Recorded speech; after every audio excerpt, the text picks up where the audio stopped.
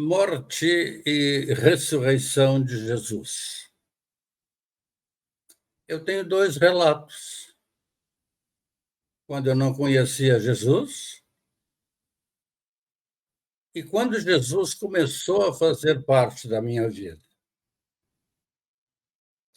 Quando eu não conhecia Jesus, morte e ressurreição, tudo isso, Páscoa, era apenas um feriado e que a gente costumava ou viajar ou não fazer nada.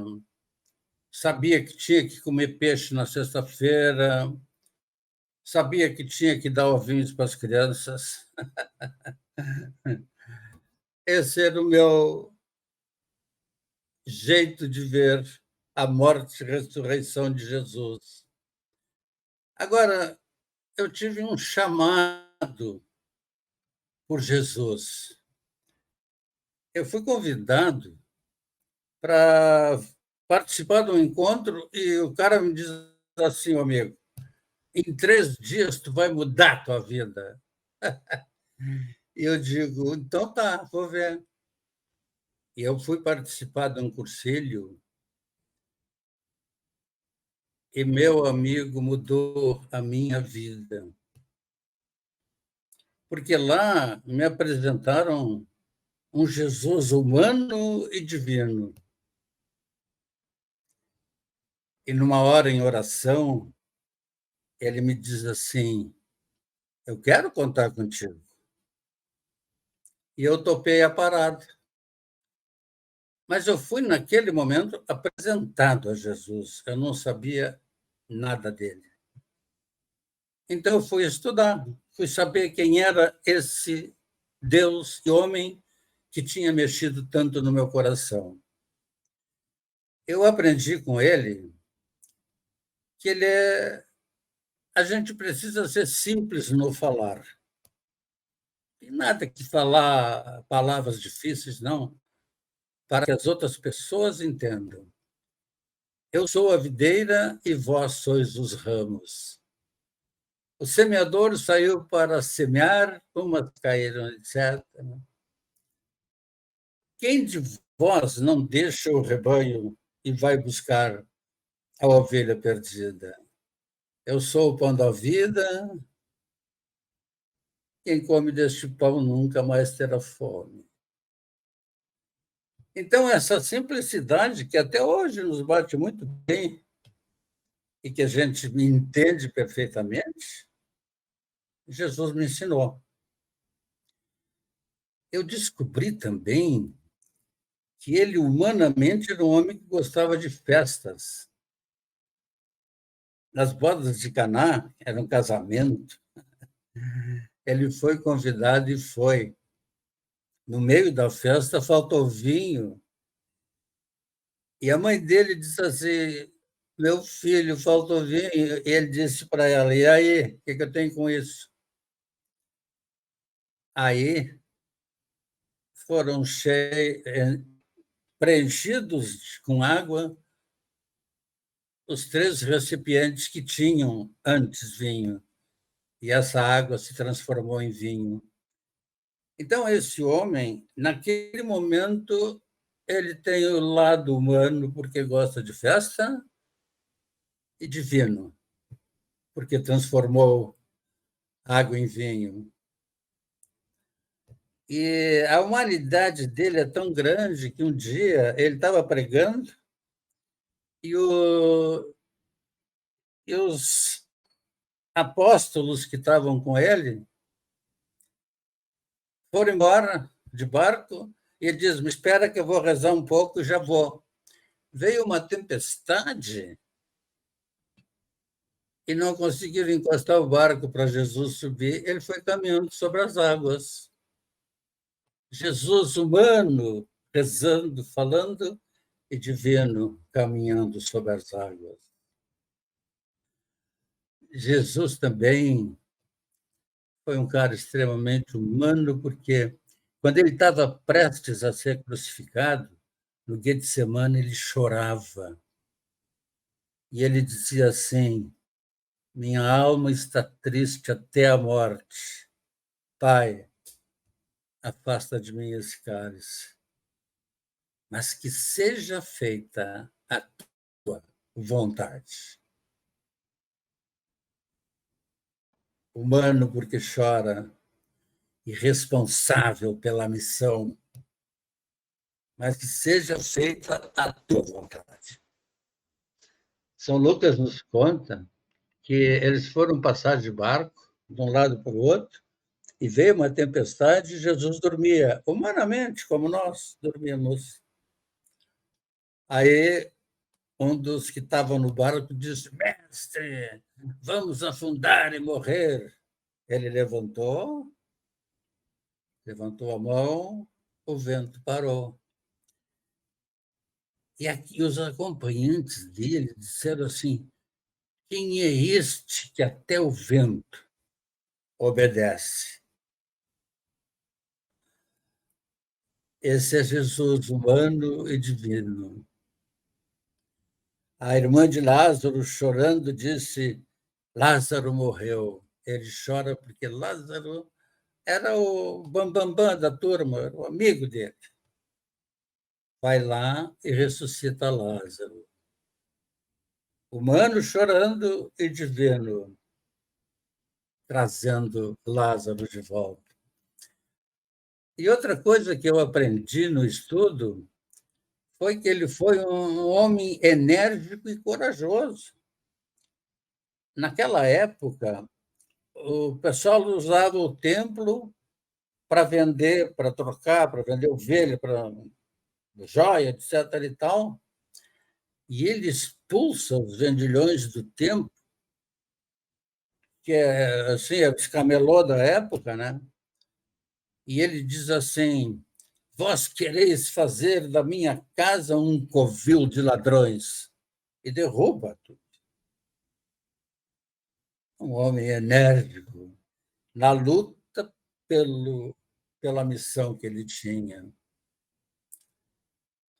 Ele também mostra muito bem isso quando os fariseus trouxeram uma mulher adúltera que tinham pego ela tal, e diz para ele assim: Moisés ordena que seja lapidada, e vós que dizeis?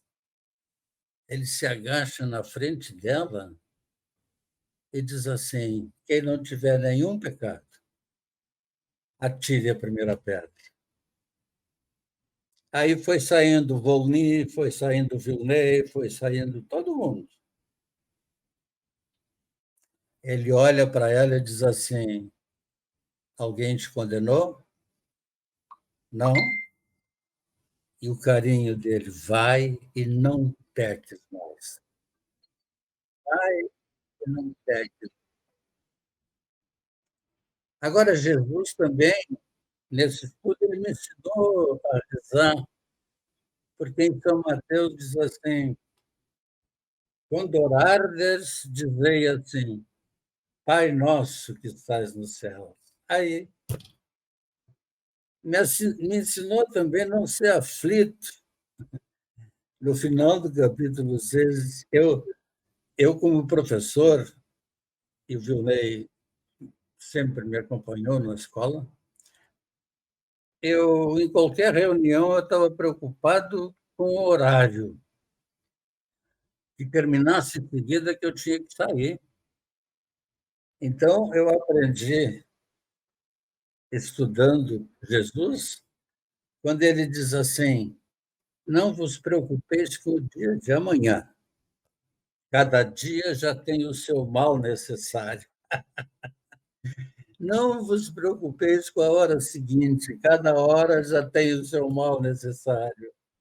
A partir daí, e vocês observam que eu estou me renovando a cada vez que eu estou estudando, aprendendo essas coisas de Jesus. Agora, depois de aprender bastante, eu comecei a entender o que é a vida nova do ressuscitado, morte e vida do ressuscitado. Jesus Eu agora sou um cara que acompanho muito a Quaresma, a Via Sacra, o tempo da morte dele, que é hoje, e também a ressurreição. Na Via Sacra, Jesus teve todo o sofrimento do mundo, nenhum de nós teve isso. Eu tive um acidente de trânsito há 35 anos, então eu fiquei sem uma perna e esse braço aqui, ó, esse braço aqui faz 35 anos que me dói. Faz 35, ele não parou porque os nervos ficaram soltos. Quando está para chover, então para essa dor no braço, que eu acho muito forte, eu tomo Novalgina, eu tomo os remédios e consigo dormir. Agora, Jesus, meus irmãos e minhas irmãs, ele não teve Novalgina, ele não teve nada. Ele aguentou no osso do peito todas aquelas dores. Que sofrimento. Hoje, para mim, é um tempo de resignação pelo que houve com ele, porque a luz humana ele não merecia. Agora, eu não sei como é que vocês entendem, porque a morte de Jesus, com a morte de Jesus, também morrem os pecados. Eu custei a entender isso. Mas vejam bem, quando ele voltou como ressuscitado, ele possibilitou a todos os cristãos serem salvos e terem uma vida nova. Claro que para isso basta você ter o arrependimento e receber da autoridade religiosa da igreja que você participa o perdão. Mas é necessário que você reconheça que errou e que não vai mais errar. Então, a vida nova é assim. Em seguida que ele ressuscitou, apareceu para umas mulheres e tal, mas ele foi aonde estava a turma preocupada porque ele tinha morrido, e ele chegou ressuscitado. E ali, queridos, houve assim línguas de fogo no qual cada um escutava o seu idioma. Então, o que ele trazia ali, a imagem, é vida nova para o mundo. Jesus ressuscitado.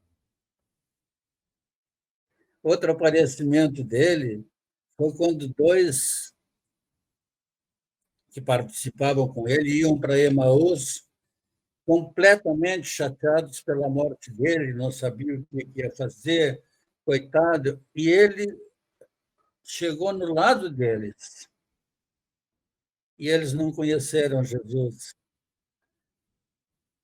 Então, meus irmãos, quando a gente está com o coração aflito, como aqueles dois discípulos que iam para Emaús, a gente não conhece Jesus ao nosso lado.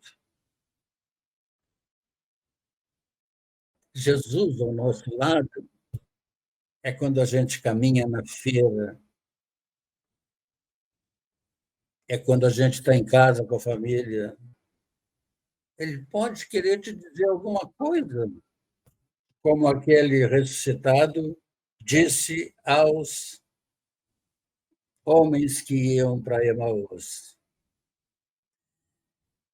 Então, eles convidaram Jesus para. Já era tarde, e Jesus pegou o pão e fez a bênção e eles reconheceram Jesus, e um dizia para o outro: não ardia o teu coração quando ele falava? Voltaram com o coração feliz da vida, totalmente homens novos, dizendo: Jesus ressuscitou, Jesus ressuscitou. E a vida nova, assim, por causa, para mim, né? Ela se renova a cada dia. A minha vida, eu penso que ela se renova a cada dia. Quando eu estendo a mão aos mais necessitados, eu não me envaideço com isso, mas eu agradeço a Jesus por poder fazer esse gesto por ele. Quando eu sou hospitaleiro, que eu acolho, que eu converso, eu me sinto super legal. Eu fico renovando fazendo isso, porque eu estou fazendo esse gesto de acolhimento que Jesus me ensinou quando eu estudei. A oração que eu faço diariamente, isso também me ajuda a rever se eu dei alguma mancada, o que eu tenho que melhorar para amanhã. E se eu preciso ir lá falar com a autoridade da minha igreja e dizer: eu estou muito arrependido, eu preciso do seu perdão, porque ele representa Jesus para mim.